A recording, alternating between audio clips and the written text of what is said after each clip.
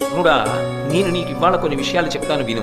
నువ్వు వృద్ధజనోపసేవివి, నువ్వు పెద్దలను సేవించేటటువంటి లక్షణం ఉన్నవాడవు. ఇప్పటి వరకు మనం సాధారణంగా ఏమనుకుంటామంటే ధిక్కరిస్తాడు అని.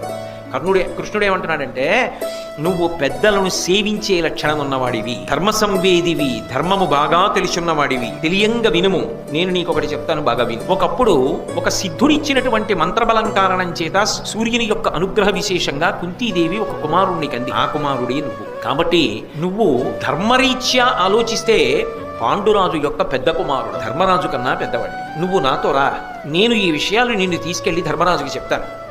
ధర్మరాజుకి చెప్పిన తర్వాత ధర్మరాజు కాదు, భీముడు, అర్జునుడు, నకులుడు, సహదేవుడు పరమప్రీతితో నీ పాదములకు నమస్కారం చేసి నీకే పట్టాభిషేకం చేస్తారు. అందరూ నిన్ను కొలుస్తుండగా, అందరూ ఏకకంఠంతో నీకే పట్టాభిషేకం జరగాలని కోరుతుండగా, నేను దగ్గరుండి ఈ రహస్య